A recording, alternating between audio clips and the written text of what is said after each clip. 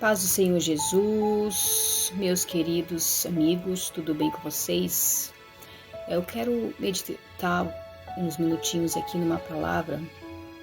Eu estava lendo aqui, algo me chamou bastante atenção.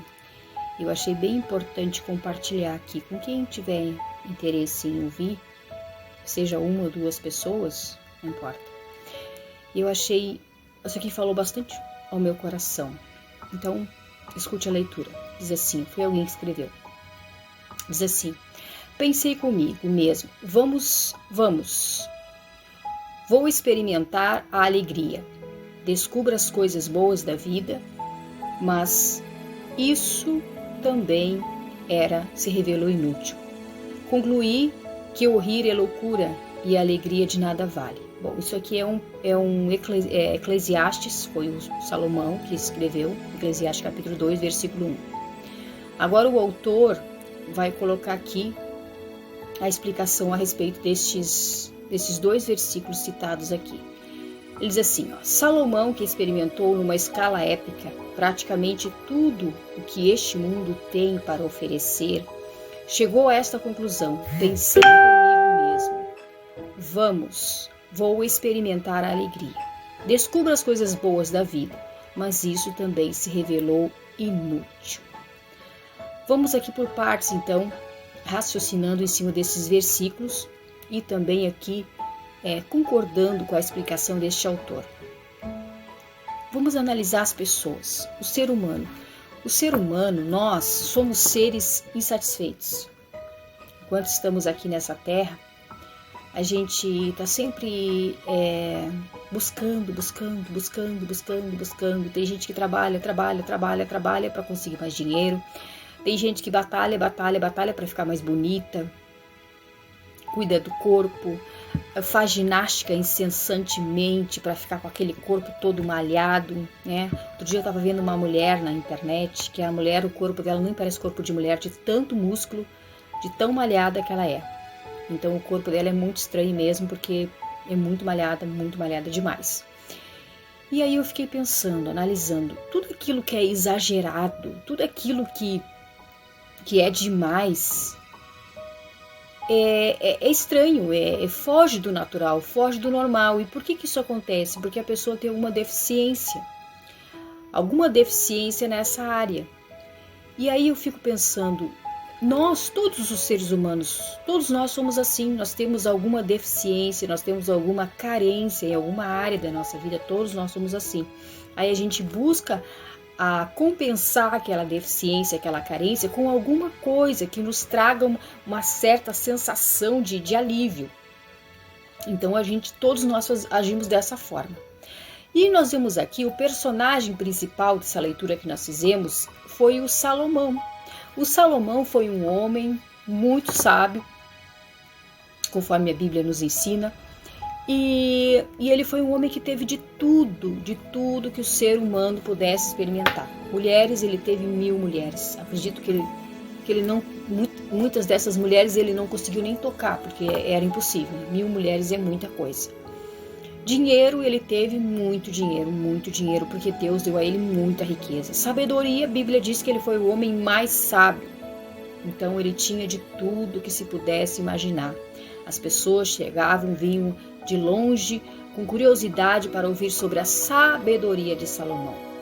E aí ele vai e escreve isso, Descubra as coisas boas da vida, mas isso também se revelou inútil. Ou em outras traduções, vaidade, sem sentido também, tá? E ele acrescentou, o riso é bobagem. O que ele faz para buscar o prazer? Uma pergunta do autor desse escrito colocou. Há um lugar para o riso? E também há um lugar para a tristeza? Agora vamos continuar na leitura do autor aqui, sobre essa perspectiva que o ser humano é um ser naturalmente insatisfeito, porque às vezes a gente vai buscar a satisfação, a alegria nas coisas dessa vida que são inúteis e passageiras. Mas quando a gente busca essa satisfação no lugar certo, a gente vai encontrar ela. quando a gente busca a alegria no lugar certo, a gente vai encontrar, só que não é fácil. É como um garimpa, como garimpar algo que é muito precioso. Agora vamos ver o que Jesus falou. Jesus disse: bem-aventurados os pobres em espírito, Mateus 5,3. Aqueles que se veem como realmente são e em seguida tomam atitudes. A Bíblia diz: porque a tristeza, segundo Deus, opera arrependimento para a salvação, da qual ninguém se arrepende, mas a tristeza do mundo opera a morte. O que a Bíblia está falando aqui? 2 Coríntios 7,10. A tristeza, segundo Deus, opera arrependimento. O que é a tristeza segundo Deus? Algo que Deus permite na nossa vida para nos corrigir, para que a gente venha se corrigir. Deus permitiu aquilo. Deus autorizou para que a pessoa venha se arrepender dos seus erros e tomar uma posição de conserto com Deus. Então diz que essa tristeza produz arrependimento para a salvação, tá? A tristeza que vem de Deus. Agora, a tristeza do mundo opera a morte. Então há uma diferença entre aquilo que vem de Deus e aquilo que vem do mundo, tá? A verdadeira tristeza vai levar à alegria, porque você vê o seu verdadeiro estado. Quando essa tristeza vem de Deus, aqui o autor chama de a verdadeira tristeza, a pessoa vai se arrepender, tá? Mas sem essa tristeza não haverá alegria, tá? Então o que eu vejo aqui, queridos irmãos, trazendo hoje para nossos dias de hoje? Vamos levar a um exemplo bem conhecido, tá? Os cristãos têm uma regra na Bíblia, um versículo na Bíblia que fala a respeito da disciplina. O que é a disciplina? A disciplina deveria ser algo para levar as pessoas a se arrepender, tá? Mas o que acontece hoje em dia? Muitas vezes as pessoas são levadas a uma disciplina e elas não se arrependem. Ao contrário de se arrepender, elas se revoltam com aquilo. O que eu vejo sobre isso aí? Por que as pessoas deveriam se arrepender e não se arrependem numa disciplina? O que acontece? Porque aquela pessoa ainda não entendeu. Quem sabe ela se achou injustiçada, quem sabe ela começou a se comparar com outras pessoas e pensou, mas fulano fez coisa muito pior que eu e não entrou em disciplina, por que eu tenho que entrar em disciplina? Ela não vai se arrepender, pelo contrário, ela vai se revoltar com aquela situação. Porque ela não entendeu ainda, ela não chegou naquele entendimento, naquela maturidade para entender que essa disciplina seria para que ela venha se arrepender. Aí, em vez de consertar a situação, acaba piorando a situação. Eu me lembro que uma vez, há muitos anos atrás, eu estava recém me convertendo e eu sofri uma disciplina devido a algo que realmente era necessário, eu teria que passar pela disciplina. Aí, claro, eu fiz a comparação, com a outra pessoa que também passou pela mesma situação que eu, tá? Mas ela era parente da liderança ali da igreja. Então, ela sofreu menos tempo de disciplina que eu, sendo que a nossa situação era a mesma. Era o mesmo pecado, era a mesma situação. E ela passou por uma disciplina bem menor, um tempo de disciplina bem menor que o meu. Mas o que acontece? Eu pensei assim, não, eu quero realmente agradar a Deus. Eu entendi realmente o propósito, digo, não, eu quero realmente estar em paz com Deus, então eu vou cumprir todo o meu prazo de disciplina e depois eu voltar à comunhão, então, e aí depois eu saio do ministério. E aí foi o que eu fiz. Cumpri todo o meu prazo de disciplina, voltei à comunhão e depois saí do ministério, que eu já estava de olho em outro ministério para congregar. Então, meus irmãos, o que a gente entende sobre isso? Quando Deus tem um propósito, Ele vai permitir a tristeza, Ele vai permitir que a pessoa dá uma chance para que a pessoa possa se arrepender. Mas quando a pessoa não entendeu o propósito ainda, pode ser às vezes pior. Então tudo tem que ser pela mão de Deus, pela direção de Deus, pelo Espírito Santo, tá? Agora eu vou ter que parar aqui, depois daqui a pouquinho. Continuando aqui a leitura. Às vezes lamentamos as repercussões do que temos feito. Se você está dirigindo muito rápido e vê a viatura da polícia rodoviária pelo retrovisor, com luzes piscando, você se arrepende. Só que você provavelmente não se arrependeu porque ultrapassou o limite de velocidade, mas sim por não ter notado a viatura. Você também pode lamentar pelo valor do seguro que irá subir em função disso. A questão é, na próxima vez você vai andar mais devagar ou vai continuar acelerando? Às vezes lamentamos as consequências, mas não pedimos desculpas pelos atos. Não pedimos desculpas o suficiente para pararmos de algo. Bem-aventurados os pobres em espíritos, as pessoas que se veem como realmente são. Felizes os que choram, eles querem fazer algo sobre esta condição. Essas pessoas se entristecem sobre a situação delas e se arrependem. Romanos 4:8 diz: como é feliz aquele a quem o Senhor não atribui culpa. Assim a nossa tristeza conduz à alegria. Então, queridos irmãos, isso tudo nos faz refletir sobre o arrependimento e as consequências daquilo que fazemos. E como que as coisas são diferentes? Algumas pessoas podem encarar uma disciplina como algo realmente para que elas possam se arrepender. Algo importante realmente para a sua reconexão, reaproximação de Deus. Outras pessoas podem encarar a disciplina como algo que vai afastá-las mais de Deus ainda, porque as pessoas são diferentes. Então, quando eu sofri aquela disciplina, o que eu entendi? Não, eu realmente estou errada, eu realmente preciso passar por isso, realmente preciso me consertar com Deus. Para mim deu certo, embora eu olhasse ali e visse duas balanças diferentes, 2 pesos, 2 medidas, que a Bíblia contraria.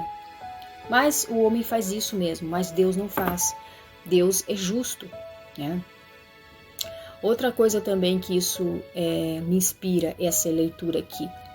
Às vezes a gente vê pessoas que olham os defeitos dos outros e elas pensam, fulana está agindo errado, fulana tem que ir para a disciplina, fulano tem que ir para a disciplina, porque olha como tá demais, né? Ela está sendo um mau exemplo para os outros.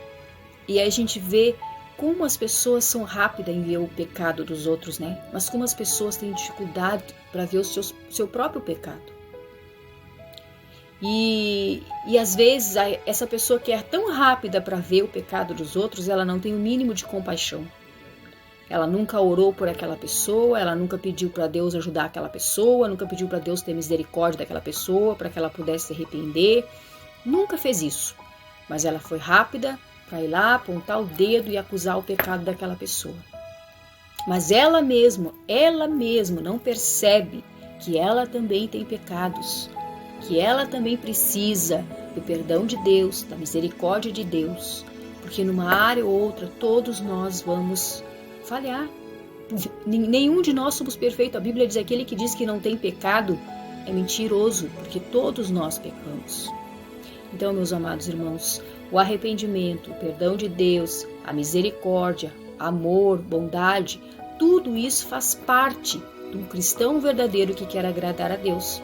Então pensa sobre isso, essa reflexão aqui que o autor colocou para nós. Ele começou falando ali sobre a insatisfação, como nós como seres humanos somos insatisfeitos. E às vezes também o fato da pessoa ficar sempre acusando, olhando o pecado dos outros para acusar, para sair espalhando, para sair falando, também é algo que tem errado na própria pessoa, mas ela não consegue ver. Ela não consegue ver essa insatisfação nela própria. Então ela tem que ir lá olhar para os outros, apontar o defeito dos outros, apontar o erro dos outros para poder se sentir, entre aspas, melhor que os outros. Né? Irmãos, o que a Bíblia diz? Os versículos que nós lemos aqui, bem-aventurados os pobres de espíritos. O que é um pobre de espírito? É uma pessoa que reconhece que precisa de Deus, que depende de Deus, tá? Então, pobre de espírito não tem a ver com isso aqui, a vida financeira, tá? É uma pessoa humilde, uma pessoa que reconhece, olha, Senhor, eu preciso de Ti, porque eu sou falho, eu sou pecador. Então, olhar para dentro de si, nos corrigir a nós mesmos, e não, quando a gente vê um erro na vida de outra pessoa, não tem que ficar apontando o dedo para a pessoa, não tem que ficar acusando ela, mas tem que orar, interceder, levar essa pessoa diante de Deus. Senhor, ajuda minha irmã, ajuda meu irmão. Ter esse sentimento de amor no coração, esse sentimento de compaixão no coração. Quando Jesus pegou aquela mulher que foi pega em adultério, o que ele disse? Começou a escrever na areia ali, né? E disse para aqueles homens, aquele que não tem pecado, atire a primeira pedra. A Bíblia diz o quê? Que aqueles homens jogaram pedra nela? Não, todos se levantaram um a um e foram embora. E aí Jesus disse para aquela mulher, vá e não peques mais. Então, meus amados irmãos, o nosso Senhor Jesus, ele não disse, ó, essa mulher vai ser colocada em disciplina para que se arrependa. Não, ele ali tentou trazer uma reflexão para aquelas pessoas olharem para dentro de si. Tá? Então, ali havia também uma balança injusta, porque só a mulher foi levada para ser julgada, o homem não. Né? Então, uma balança injusta. Então, cuidado com isso, com as balanças injustas. Tá? Às vezes, duas pessoas diferentes fazem a mesma coisa, cometem o mesmo pecado, mas aí fulaninha é mais próximo da liderança, né? Ciclaninha não, ciclaninha é mais descartável. Fulaninha é muito importante, ó, para o ministério. Já ciclaninha não tem isso. Então, vamos usar ela como exemplo para os outros. Então, meus amados irmãos, Deus não é assim. Deus é justo. A balança de Deus, ela não é 2 pesos, 2 medidas, ela não é enganosa. A balança de Deus é justa. Deus é justo. Então, às vezes, a pessoa que faz isso, ela vai colher os frutos das suas ações. Então, nós temos que lembrar sempre disso. Eu vou colher os frutos das minhas ações. Eu não vou colher os frutos das ações dos outros, mas eu vou colher os frutos das minhas ações. Tá? Então, meus amados irmãos, que Deus tenha misericórdia de mim. Que Deus tenha misericórdia de nós. Que Deus nos ajude a olhar para dentro de nós e quando o Espírito Santo falar conosco, a gente não venha endurecer o nosso coração para a palavra de Deus, amém? Só uma reflexão, que a gente possa se corrigir e se arrepender se necessário for todos os dias. Deus te abençoe, beijo.